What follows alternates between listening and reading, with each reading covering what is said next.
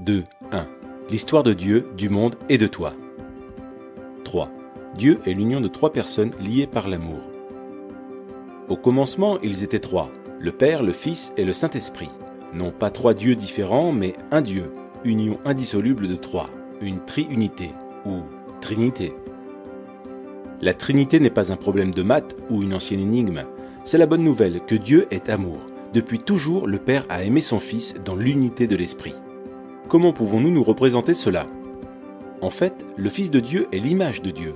Il nous donne accès à la vie de Dieu. Ainsi, considérons par exemple la scène du baptême du Fils de Dieu.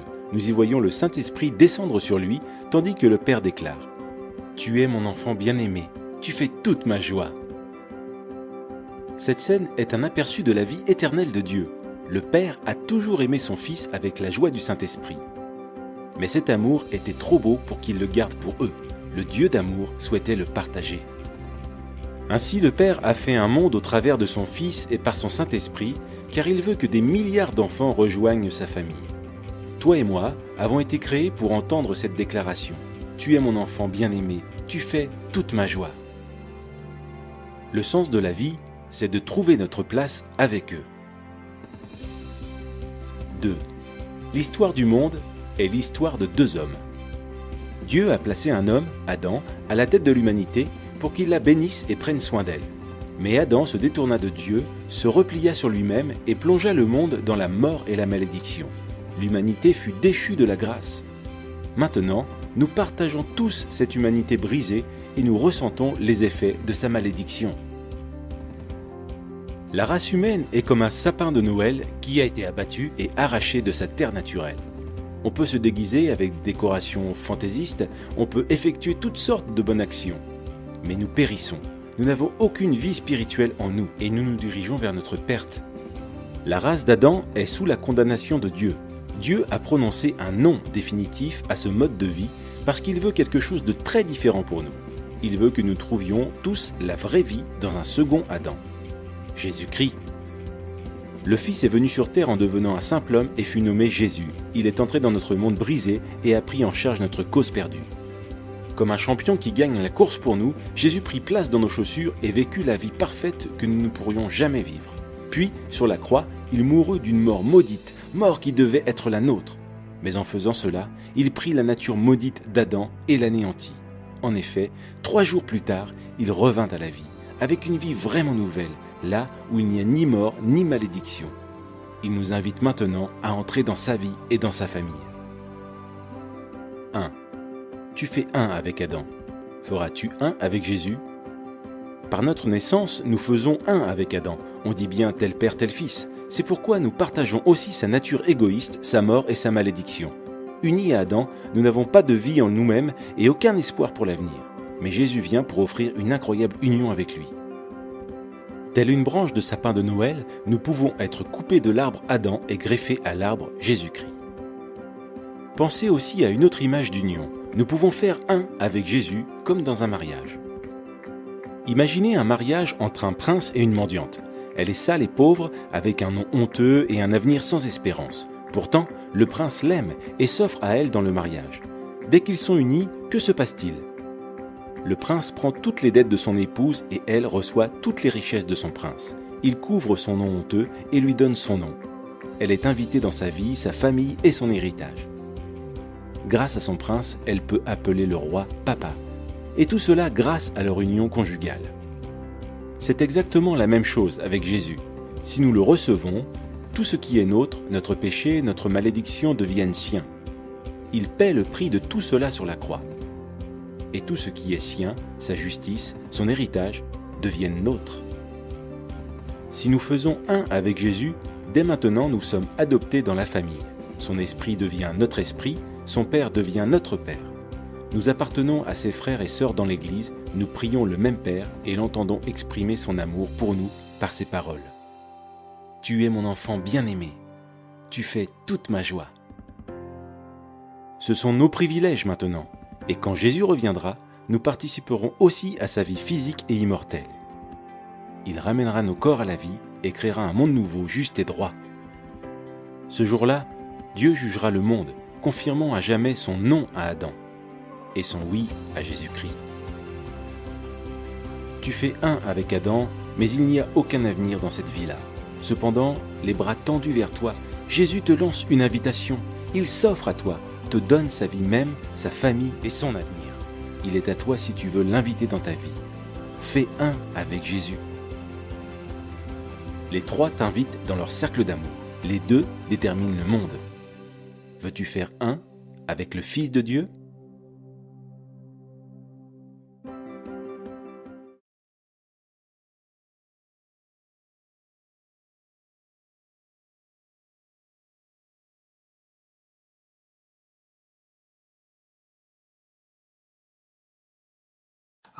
Donc, comme mon nom l'indique, Pasteur Mehdi, c'est pas suédois, c'est pas norvégien non plus, c'est même pas normand, c'est algérien en fait. Mon père est algérien, voilà, mon père est algérien et ma mère est française catholique à la base.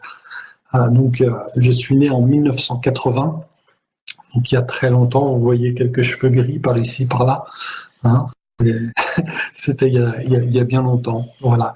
Donc, je suis né en 80 en banlieue parisienne, à Ivry-sur-Seine, d'un père musulman algérien, kabyle exactement, et d'une mère française catholique. Voilà. Vous savez comment ça se passe dans les couples mixtes, spirituellement mixtes, c'est qu'on ne parle pas aux enfants des choses de Dieu. On ne parle pas aux enfants des choses de Dieu parce qu'on ne veut pas que le couple soit dans la discorde à cause de ça. Donc le père qui est musulman ne parle pas de l'islam. La mère qui est chrétienne, catholique, ou même bouddhiste ou hindou, je ne sais pas, n'en parlera pas non plus pour ne pas créer de conflit. Alors du coup, les enfants, ils se construisent tout seuls et en grandissant, ils se posent des questions et ils recherchent par eux-mêmes et ils recherchent avec leurs copains, ils recherchent avec leur connexion, avec leurs connaissances. Et malheureusement, vous allez le voir plus tard, ça se passe pas toujours bien. Voilà. Donc moi, j'ai grandi dans ce foyer mixte et en grand, tout petit, j'avais déjà un cœur pour Dieu, un cœur vraiment pieux pour Dieu. Il y a un de mes grands frères qui m'a dit il y a quelques années, une fois, il est rentré dans ma chambre, j'avais 4 ans, et à 4 ans, j'étais à genoux au pied de mon lit en train de prier.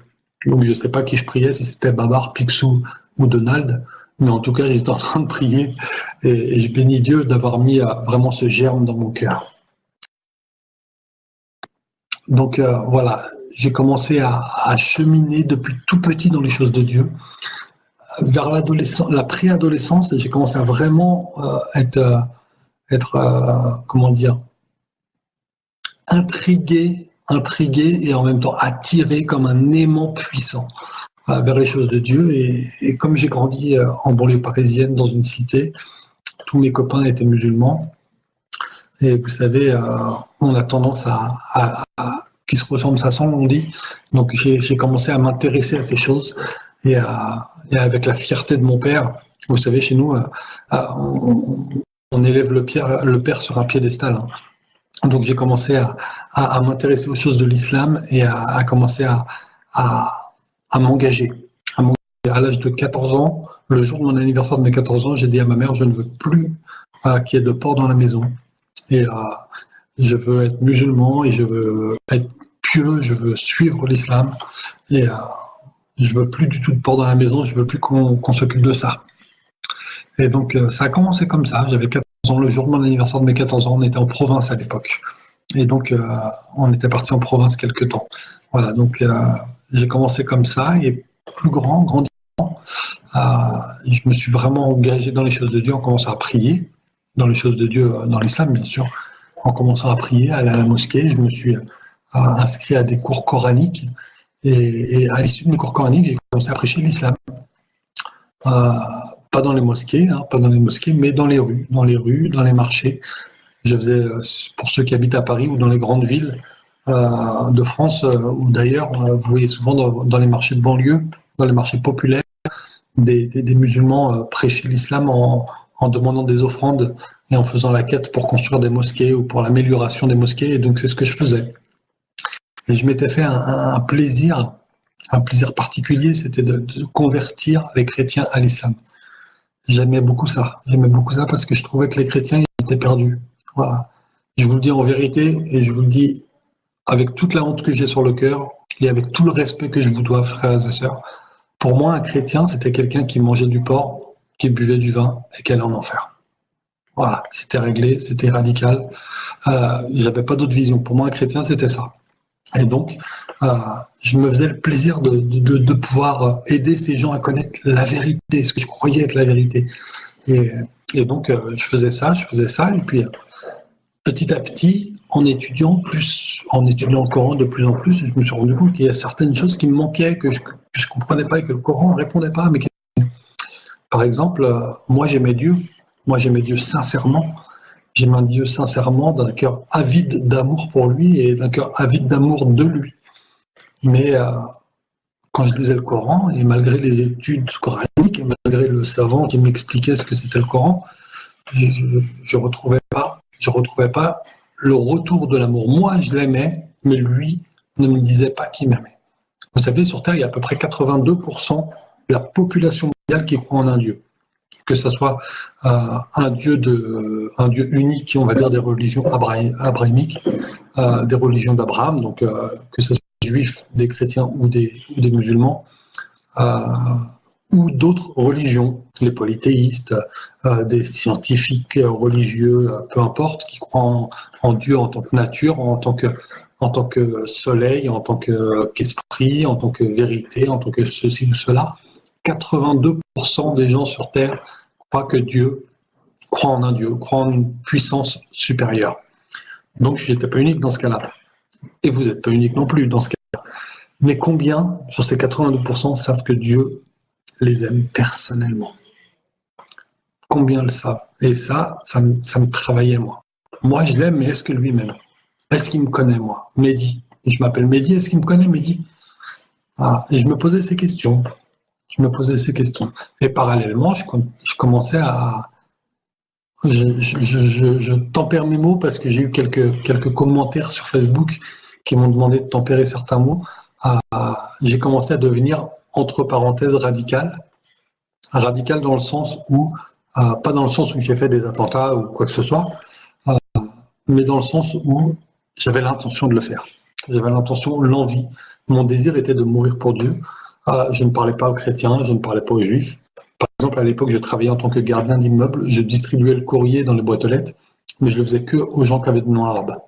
Parce que je supposais qu'ils étaient du coup musulmans. Tous ceux qui avaient des noms juifs ou chrétiens, je ne leur donnais pas le courrier. J'allais au travail en djellaba. Vous savez, les grandes tuniques musulmanes. Donc voilà, je portais la barbe très longue, j'avais les cheveux rasés. J'avais posé sur mon bureau un Coran. Et donc, on savait tout de suite à qui on avait affaire. Et donc voilà, j'ai commencé à devenir extrémiste dans ce sens-là. Un jour, et je demande pardon à ma mère et je demande pardon à Dieu encore aujourd'hui, et chaque jour je le fais. Un jour, ma mère m'a posé une question. Elle m'a dit, voilà, à mon travail, il y a un musulman qui vient régulièrement et il ne me parle pas, il parle à mon responsable, mais il ne veut pas me parler à moi. Il ne me regarde pas dans les yeux.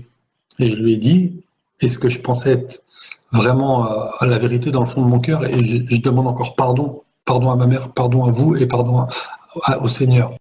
J'ai osé lui dire un jour que tout ce qui n'est pas musulman mérite la mort.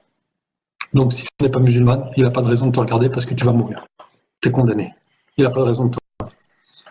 Voilà, donc encore une fois, et encore, je pourrais jamais le dire assez, mais encore pardon pour ça. Mais voilà, donc voilà la radicalisation comment moi je l'ai vécu. Personne ne m'a radicalisé. J'incrimine personne, ce n'est pas un imam, ce n'est pas un savant, ce n'est pas une mosquée, ce n'est pas des amis, c'est moi-même tout seul, par ma lecture et par ma compréhension du Coran personnelle. Voilà. J'avais l'intention de mourir en martyr. Ma compagne de l'époque avait très peur de ça, d'ailleurs, elle me l'a révélé après, elle m'a dit je pensais un jour que j'allais me lever, que tu serais plus là et que tu serais parti en Afghanistan. À l'époque, c'était l'Afghanistan, pas la Syrie. Et donc, voilà, voilà où j'en étais, quoi. Donc, je reprends sur mon cheminement.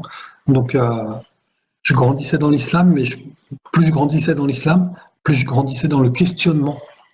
Pas le questionnement de Dieu, j'ai jamais douté de Dieu, mais je doutais de la doctrine, en fait. Je doutais de cette doctrine, les prières. Je me disais, par exemple, je récite des versets du Coran, c'est très beau. Mais celui pour qui ça a écrit ou celui qui les a écrits, ça lui parlait à lui. Mais moi, c'est pas forcément ce que j'ai besoin de dire à Dieu ou ce que j'ai envie de dire à Dieu. Si aujourd'hui j'ai mal au ventre, je vais lui dire Seigneur, j'ai mal au ventre. J'ai pas envie de lui réciter un poème. Et donc ces questions-là revenaient régulièrement. Et donc j'ai commencé à douter, encore une fois, de la doctrine, mais pas de Dieu. J'ai repris contact avec des gens de ma famille qui étaient des hindous, une branche de l'hindouisme. Et donc j'ai repris contact avec ces personnes et là j'ai été confronté à une chose que je ne connaissais pas du tout. À cette chose, elle s'appelle l'amour. Cette chose, elle s'appelle l'amour. C'est-à-dire que c'est des personnes qui aiment Dieu à un point que même quand ils pêchent, même quand ils font des choses très graves à l'encontre de Dieu même, ils se disent, si Dieu permet que je le fasse, c'est parce qu'il m'aime. Et donc, j'ai été confronté à ça et je remettais ça en parallèle avec un petit peu ce qui se passait dans mon esprit. Moi, j'aime Dieu, mais voilà, lui, est-ce qu'il m'aime? Alors eux, ils disaient, ouais, il nous aime tellement qu'on peut tout faire parce qu'il nous permet qu'on l'aime. Et donc, j'ai commencé à lâcher la prière, le ramadan, etc. Et à m'intéresser un petit peu à ces choses-là. Pour ceux qui connaissent un petit peu en France, ça s'appelle ce qu'on appelle les Hare Krishna. Voilà, en France, on dit que c'est une secte hindoue. En Inde, c'est la majorité de la population, donc là-bas, ça s'appelle pas une secte, ça s'appelle une religion. Et, donc j'ai commencé à m'intéresser à ces choses-là. Je suis parti en Inde plusieurs fois. J'ai étudié les textes sacrés hindous, donc on appelle ça les Védas, le Srimad Bhagavatam, le Bhagavad Gita, etc. Plusieurs textes. Donc j'ai étudié ça et je me suis intéressé à ça plusieurs mois, voire plusieurs années. Mais dans mon cœur, j'étais un musulman quand même. Lorsque je devais m'adresser à quelqu'un et prêcher l'amour de Dieu et prêcher Dieu, je parlais de l'islam.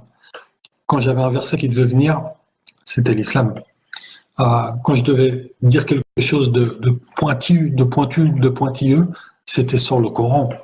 Donc l'islam était toujours dans mon cœur et malgré que ma pratique n'était plus la pratique islamique, mon cœur était toujours islamique, était toujours musulman. Donc j'ai continué comme ça, voilà, quelques années, ça se passait. Et je continuais toujours à convertir des chrétiens à l'islam. Un jour, j'ai rencontré un homme.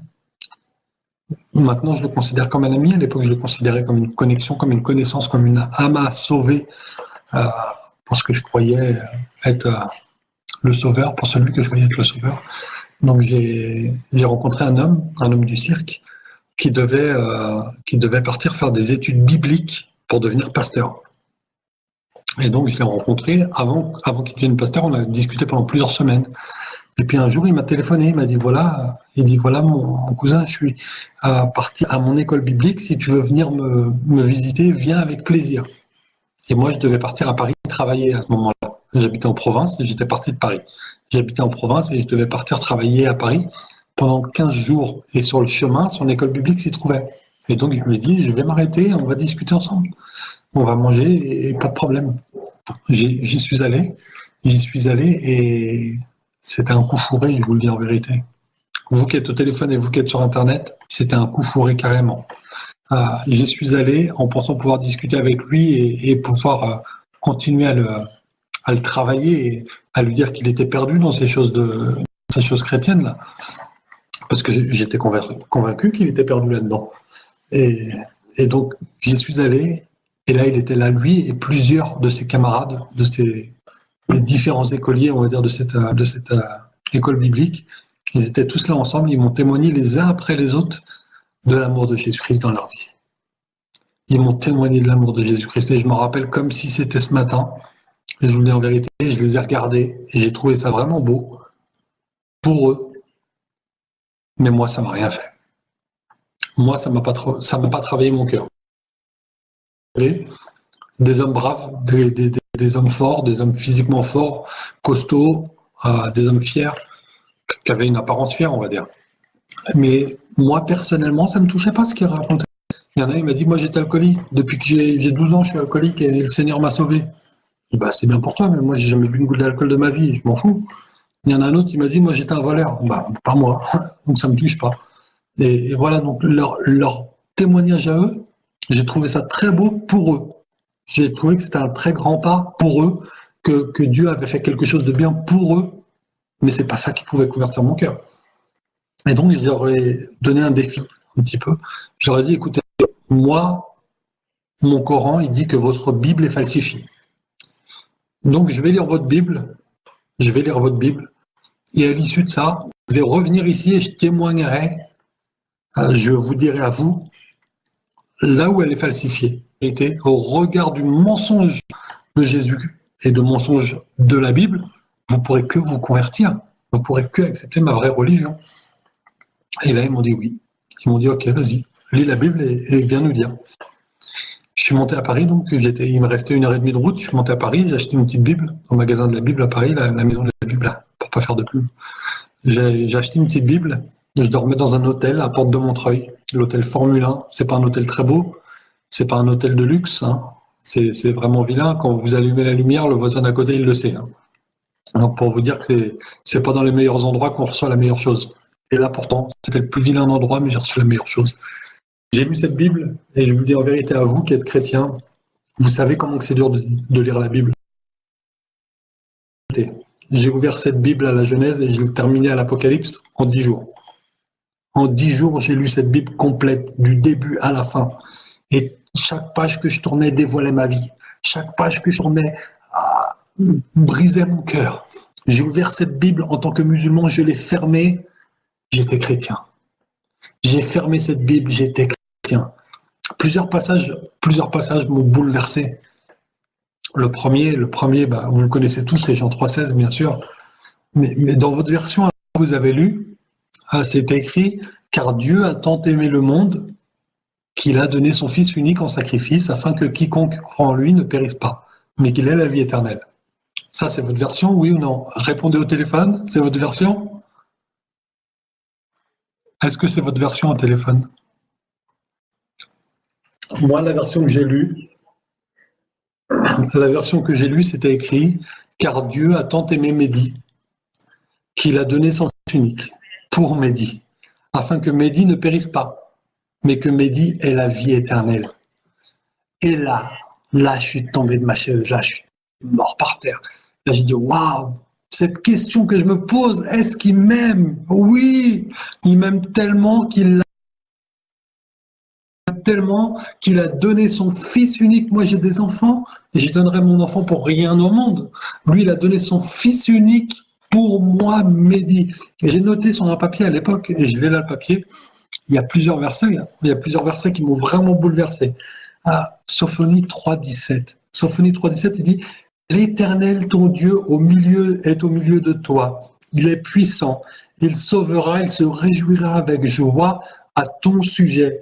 Il s'égaiera en toi avec des chants de triomphe. » Waouh! Dieu, il m'aime tellement qu'il va s'égayer avec moi. Jérémie 31,3 a dit « Je t'aime d'un amour éternel. » Waouh, il me le dit clairement.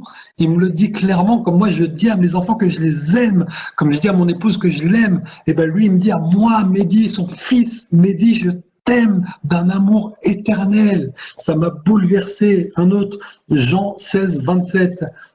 Car le Père lui-même vous aime. Le Père lui-même vous aime. Waouh!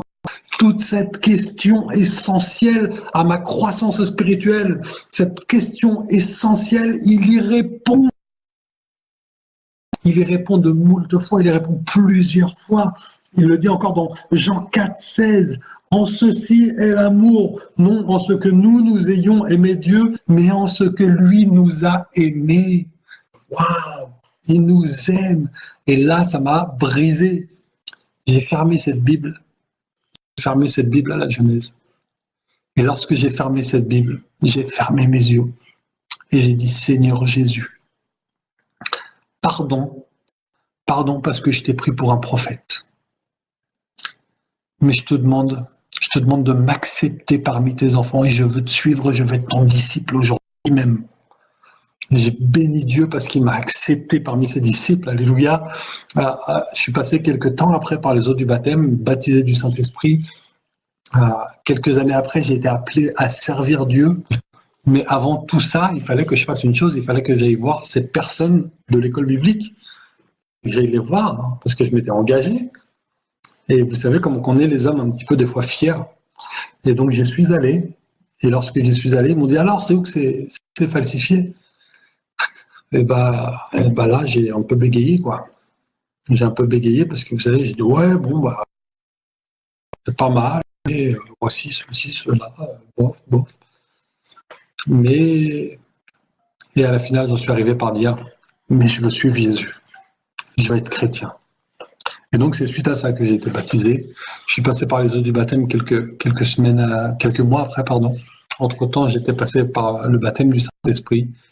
Et j'ai ensuite été appelé à servir Dieu en tant que pasteur.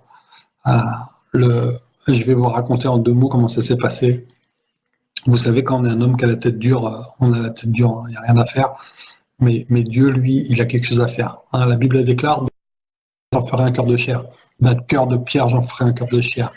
Et c'est ce qu'il a fait dans ma vie, c'est ce qu'il a fait dans mon cœur. Un jour, j'étais à l'église, donc c'était les premiers temps où je fréquentais l'église. J'étais à peine baptisé.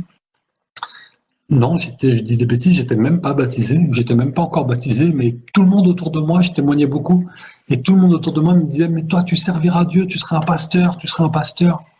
Entre parenthèses, je me suis converti donc, et la première église que j'ai fréquentée, c'était l'église Vieux Lumière, l'église Zigane. Parce qu'en fait, mon papa est algérien, ma mère est française, mais le père de ma mère est Zigane. Voilà, le père de une personne du cirque. Et donc, et par la compagnie que j'avais à l'époque, voilà, j'ai commencé à fréquenter l'église gitane. Et donc, dans cette église, tout le monde me disait, mais tu seras serviteur, tu seras pasteur, tu verras. Et puis un jour, j'étais à l'église et puis j'avais cette chose qui me travaillait dans mon cœur. Et puis, c'était un petit moment de prière, une réunion de prière, et j'ai baissé la tête. Il y avait ma femme, ma mère, et on était plusieurs personnes, et j'ai baissé ma tête et j'ai dit, Seigneur Dieu, Jésus-Christ, et par le Saint-Esprit, si tu m'appelles vraiment à servir, appelle-moi aujourd'hui et maintenant. À ce moment-là, et j'ai dit ça dans ma tête, j'ai dit ça pas à haute voix, j'ai dit ça dans ma tête. À ce moment-là, il y a une femme qui était derrière moi, mais à plusieurs rangs derrière, qui s'est levée et qui a dit, ton Dieu t'appelle, lève-toi et sers-moi. Et j'étais waouh, comment c'est possible ce truc-là là. Je dis c'est pire que la télé là. Je dis c'est pas possible. Je demande un truc, il me répond direct comme ça. Mais je me suis pas levé. Je me suis pas levé parce que je suis un petit peu, comme je vous dis, la tête dure. Et donc j'ai refermé les yeux. Et j'ai dit Seigneur Dieu, si tu m'as vraiment appelé, confirme-moi. Et à ce moment-là, quand j'ai dit confirme-moi, j'avais à peine terminé le mois qu'une autre femme s'est levée. Une autre femme s'est levée, elle a dit combien de fois devrais-je t'appeler? Sois un outil favorable entre mes mains. Serre-moi, lève-toi et serre-moi. Et là, j'étais waouh, subjugué. Je me dis c'est pas possible. Je lui demande une fois, il me répond. Je lui demande 2 fois, il me répond. Mais je me suis pas levé. Je me suis pas levé encore une fois. J'ai pris ma Bible. Et je dis Seigneur, c'est par ta parole, c'est pas par des pasteurs, c'est pas par des prophéties, c'est par ta parole que tu m'as appelé, que tu as converti mon cœur. Et c'est par ta parole que je me lèverai. J'ai pris cette Bible et j'ai dit parle-moi et fais-moi me lever pour ton ministère par ta parole. J'ai pris cette Bible, j'ai ouvert une page au hasard, en fermant les yeux, j'ai ouvert une page au hasard et j'ai posé mon doigt. Quand j'ai ouvert, le verset disait malheur à moi si je n'évangélise pas. Et j'étais là, c'est pas possible. Mais devinez quoi? Je me suis pas levé. Je me suis pas levé encore une fois. L'après-midi même, j'ai pris ma petite voiture. J'ai fait plusieurs petites villes. Et puis je suis arrivé dans une ville que je connaissais pas. Et puis j'ai été dans une église que je connaissais pas, où je connaissais personne. Personne ne me connaissait, moi je connaissais personne. Et je me suis dit, voilà, le Seigneur, il m'a appelé 3 fois ce matin là-bas. Et 3 fois, je ne me suis pas levé parce que j'avais un doute. J'avais un doute. Et puis, là, je viens dans une église où personne ne me connaît. Si le Seigneur m'a appelé ce matin, il m'appellera cet après-midi. Et s'il m'appelle cet après-midi, je me lèverai. Je suis allé dans cette église, une église sédentaire, une église que je ne connaissais pas, une église des Assemblées de Dieu, à côté de Clermont-Ferrand. Je suis allé là-bas, le pasteur a prêché la parole de Dieu. On a prié tous ensemble. Et la réunion s'est terminée. Et à la suite de la réunion, je suis sorti et il ne s'est rien passé de spécial. Je suis sorti, j'ai commencé à faire quelques pas dans la rue. On était plusieurs à sortir, ceux qui étaient assis au fond. Donc on était plusieurs à sortir. Puis là, le pasteur est sorti dans la rue. Il a dit excusez-moi mes frères et sœurs, re-rentrez. J'ai oublié de dire un mot que j'avais eu sur le cœur de la part de Dieu. J'ai oublié de vous dire un mot et quelqu'un a besoin d'entendre ce mot. Alors, on est tous rentrés dedans. Puis moi, ça commençait à palpiter, là, vous savez. Je commençais à voir la chaleur qui montait. Je commençais à voir les yeux qui brillaient, le cœur qui faisait boum, boum, boum. Mais il faisait tellement boum, boum, boum que je sentais que j'allais craquer. Et puis, je me suis assis. Et puis là, le pasteur, il a dit, il y a quelqu'un qui est venu ici pour avoir une réponse de Dieu. Une réponse de son Fils Jésus-Christ. Et par le Saint-Esprit, je lui dis, lève-toi et serre-moi. Et là, j'étais brisé.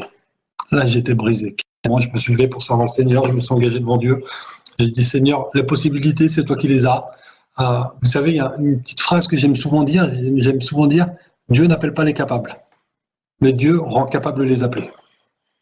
Et c'est ce qu'il a fait. Moi, j'étais pas capable, je vous le dis en vérité. J'étais pas capable de retenir un verset. J'étais pas capable de faire une prédication. Je suis pas un commercial. J'ai pas fait de grandes études de commerce. Je suis pas capable de convertir des cœurs. Je suis pas capable de vous faire changer d'avis aujourd'hui. Si vous êtes, par exemple, musulman, je ne suis pas capable, moi, Mehdi, de vous faire devenir chrétien. Si vous êtes hindou, je ne suis pas capable de vous faire devenir chrétien. Si vous êtes athée, je ne suis pas capable de vous faire devenir chrétien. Mais le Seigneur, lui, peut le faire. Le Seigneur peut le faire. Et je bénis Dieu parce que si moi, j'avais les capacités, si un seul homme sur terre avait ces capacités, il ferait beaucoup de mal. Il ferait beaucoup de mal. Mais Dieu peut faire les choses. Et Dieu, il fait beaucoup de bien. Dieu, il fait que du bonheur. Il n'a pas des mauvais projets pour vous, il n'a que des projets de bonheur. Voilà, donc je me suis levé pour servir le Seigneur. J'ai continué à fréquenter mon église locale. J'ai continué à fréquenter mon église locale. Et puis un jour, des problèmes familiaux, des choses ont fait que j'ai dû partir de l'Auvergne. Et donc, je suis revenu à Paris. Mais au moment où ça s'est passé, j'étais en mission. J'étais en mission à côté d'Orléans. J'étais dans une caravane. J'habitais dans cette caravane et j'étais en mission à Orléans. Et puis, je connaissais Seydou Djibou, le pasteur Seydou Djibou, par Internet. On se connectait, on se téléphonait de temps en temps. Je l'avais vu une fois ou deux à Paris, mais rapidement. Et puis un jour, je l'ai appelé. Je lui dis voilà, mon frère, j'ai tel problème. Qu'est-ce que je dois faire? Il m'a pas répondu. Il m'a dit frère, prie, demande à Dieu. Et je demandais à Dieu. J'étais dans la petite caravane, j'avais mes enfants avec moi et ils dormaient. Et moi, c'était une nuit, je priais. Je disais Seigneur, réponds-moi. Qu'est-ce que je dois faire? Et il s'est rien passé. Ça me répondait pas. Je me suis levé le matin et j'avais un petit message du frère Saïd Djibou qui me disait « Libère-toi ». Je me disais « Qu'est-ce que c'est libère-toi » Je demandais à Dieu « Qu'est-ce que c'est libère-toi » Je dois me libérer de quoi? Je suis pas enchaîné, je ne drogue pas, je bois pas, voilà. Qu'est-ce que je suis pas enchaîné moi? Je joue pas au jeu, voilà. Mais si, j'étais lié à une mission. Et pas à Dieu. J'étais lié à une mission et pour moi, l'esprit de cette mission avait même presque plus d'importance que l'Esprit Saint. Et je demande encore pardon à Dieu. Voilà. Donc, j'étais là et je regardais ça et le Seigneur me répondait dans mon cœur, libère-toi de cette mission et prends la mission que moi j'ai pour toi. J'ai pris ma petite caravane et mon petit camion, j'ai pris mes enfants, je les ai mis sur les sièges et puis je suis monté à Paris. Alors je vous dis, je suis monté à Paris, j'avais pas d'appartement, j'avais pas de travail. Moi, je travaillais un petit peu en libéral, on va dire. Je faisais un petit peu les marchés, je faisais un petit peu toutes ces choses-là. Et donc, je suis monté à Paris, j'avais rien du tout. Je connaissais personne. J'avais 2-3 copains de l'époque, mais j'avais plus de famille à Paris. Je suis à Paris. Il y a une sœur, entre-temps, qui m'avait envoyé un lien d'une annonce Le Bon Coin pour un appartement. Voilà, c'est tout ce que j'avais. J'y suis allé, j'ai rencontré le propriétaire et son épouse. Je bénis Dieu pour ce couple de chrétiens qui sont vraiment, qui ont été d'un grand secours et qui le sont encore aujourd'hui. Je ne sais pas s'ils sont là, s'ils regardent ou s'ils écoutent ce soir. Monsieur Gauthier et son épouse, vraiment, que Dieu bénisse ce couple. J'ai été visiter cet appartement et j'ai dit, voilà, qu'est-ce qu'il faudrait pour avoir cet appartement? Il m'a dit qu'il faut 3 fois, en salaire, il faut 3 fois le montant du loyer. Moi, je ne les avais pas, j'avais même pas une fois de toute façon. Et il m'a dit, il faut un garant. Et tout ça, je ne les avais pas moi. Et je lui dis, et je lui ai dit en vérité avec mon cœur, je lui ai dit, voilà monsieur, moi je viens à Paris, je ne suis pas un adolescent et je viens pour chercher du travail, je veux acheter un restaurant à Paris. parce que j'étais restaurateur pendant une période, et donc voilà, je veux acheter un restaurant, je suis à la recherche d'un restaurant, d'un local, etc. J'ai pas tout ce que vous demandez, mais j'ai une parole, et voilà, je suis un disciple de Jésus, et ce que je donne, c'est ma parole en tant que disciple de Dieu. Et cet homme-là, il m'a serré la main, il m'a dit, bah c'est bon, là, vous avez l'appartement. C'est un appartement à Issy-les-Moulineaux, porte de Versailles. Pour ceux qui connaissent, c'est un quartier très huppé. C'est un très très beau quartier de Paris. Et donc j'ai eu la chance et le bonheur de rencontrer ces gens qui appartiennent au Seigneur et qui m'ont permis d'avoir cet appartement. Mais une fois que j'étais là, j'avais toujours pas de travail. J'étais inscrit sur un site intérimaire d'intérim Adéco, ça s'appelle. J'étais inscrit sur ce site, mais j'avais pas encore de travail, j'avais rien. J'avais pas d'église, j'avais pas de nouvelle assemblée, j'avais plus rien. Et puis je me demandais, mais qu'est-ce que le Seigneur il m'a préparé, quoi? Qu'est-ce que le Seigneur il m'a préparé? Et dans mon cœur, ça me disait, tu as fait partie d'une assemblée communautaire. L'assemblée de Zigane, tu prêches aux Ziganes. Mais toi, c'est vrai que tu as une petite partie de Zigane, mais la majorité de ton témoignage, il n'est pas là. La majorité de ton témoignage, il est au Maghreb et au Moyen-Orient. Donc tu vas aller servir là-bas. J'ai été servir là-bas, mais ici. C'est-à-dire que je m'adresse aujourd'hui aux Maghrébins en France, à mon ancien, enfin à mon peuple toujours, mais à ceux avec qui j'étais frère et sœur dans l'islam. Aujourd'hui, je m'adresse à eux en Christ, en France. Donc, je me suis engagé avec Seydou Djibou dans l'UNACF, l'Union des Nord-Africains chrétiens de France. Pour ceux qui connaissent, ça s'appelle la Casbah. Donc voilà, je suis serviteur avec Seydou Djibou, avec sa femme Fatima. Donc, on fait des conférences. D'ailleurs, je vous invite tous, partout où vous êtes, à venir à Paris, à Boulogne-Billancourt, à l'assemblée qui s'appelle le Point du Jour, au mois d'avril, mi-avril, vendredi, samedi, dimanche. Je crois que c'est vers le 15 avril à peu près. Il y a la rencontre européenne des Nord-Africains chrétiens. Ça va être une chose énorme. Il va y avoir plusieurs milliers de personnes, j'espère, qui vont être là. C'est la 3e séance. Il y a 2 ans, on était dans Paris, au milieu de Paris, à la place de la Bastille, à côté de la place de la Bastille. Il y a eu beaucoup de personnes. Il y a eu des débats avec des musulmans. Il y a eu des choses super. Cette année, il y a des journalistes qui viennent de plusieurs pays, vraiment des chrétiens anciens musulmans de tous les coins du monde. Donc, je vous invite tous à venir. Donc, je me suis engagé dans ce ministère avec Seydou Djibou. J'ai la chance de pouvoir témoigner et de pouvoir prêcher la parole dans de grandes assemblées, dans de petites assemblées, dans des cellules de maison, dans des petits groupes de maison. J'étais avec le frère Semayas, pour ceux qui le connaissent, Andrés, à prêcher dans les métros, à prêcher dans les rues.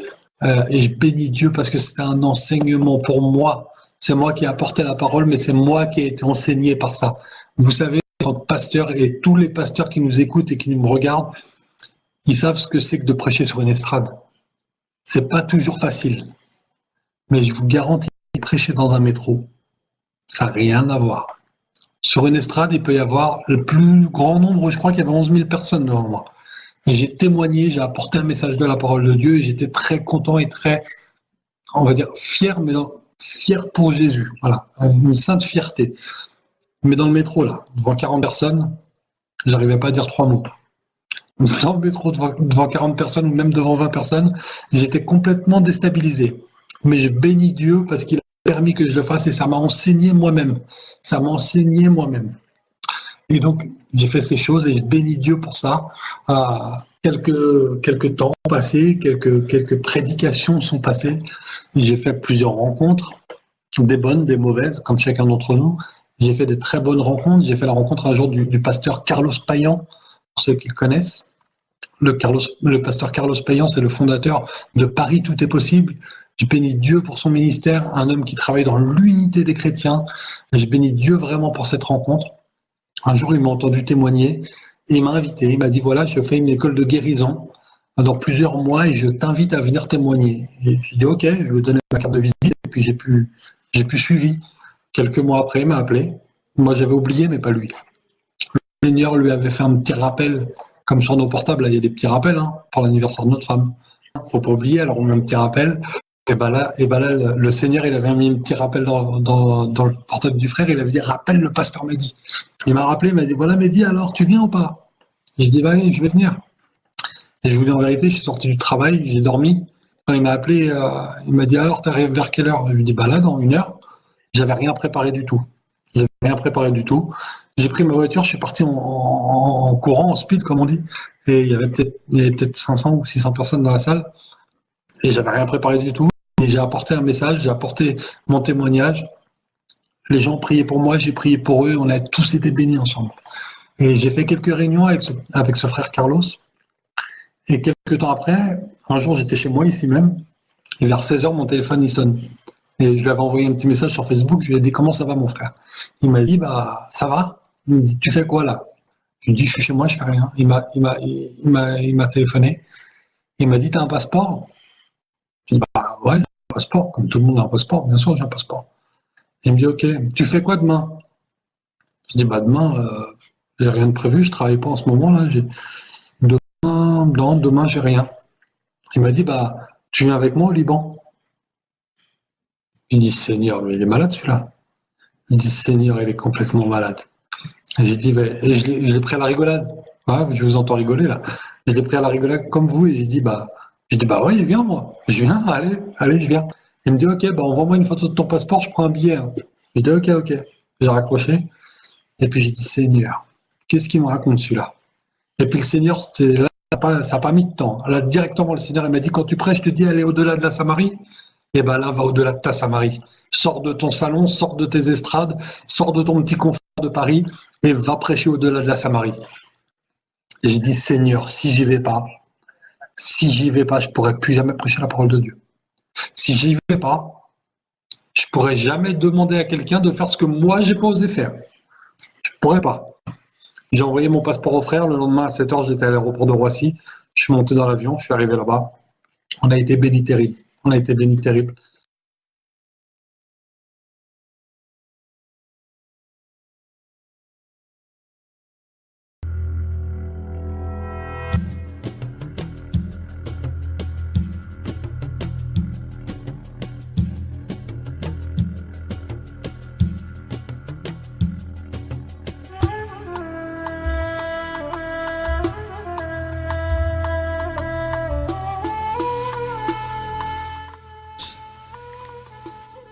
Que les islamistes font très bien.